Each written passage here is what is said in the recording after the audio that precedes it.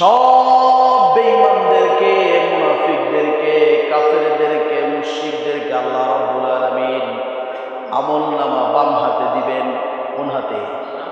কোন হাতে? সরাসরি না পিছন দিয়ে? পিছন দিয়ে বাম হাতে আমলনামা দিয়ে আল্লাহ রাব্বুল আলামিন বলবেন কিয়ামতের ময়দানে ওদেরকে ঘোরা, সব জায়গায় ঘুরবে, কেউ কারোর কাছে কোনো ঠাঁই পাবে। এরপর রব্বুল আলামিনের সামনে যখন ওরা অন্যদিকে ফিরে দাঁড়িয়ে থাকবে, আল্লাহ ওদেরকে দেখবে না, ওদের চেহারার দিকে তাকাবে না, ওদেরকে পবিত্র করবে না। আল্লাহর কাছে ডেকে ডেকে বলবে রব্বুল আলামিন একবার মৃত্যু দেছো, আর একবার মৃত্যু দাও, মরে যাই। আল্লাহ বলবেন মৃত্যু জীবনে একবার আসবে, আর কোনোদিন মৃত্যু আসবে না।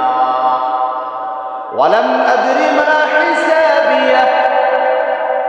আল্লাহ রাব্বুল আলামিনের সামনে কাঠগড়ায় যখন দাঁড় করানো হবে, তখন বলবে আহারে যদি আমার হিসাব না নেওয়া হতো, আমার সন্তান, আমার সম্পদ, আমার কিছুই আজ আমার কোনো কাজে আসলো না।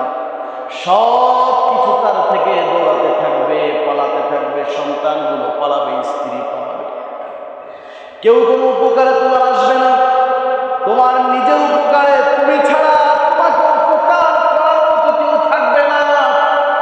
এই ওয়াজগুলি তোমাকে রব্বুল আলামিন করেছেন।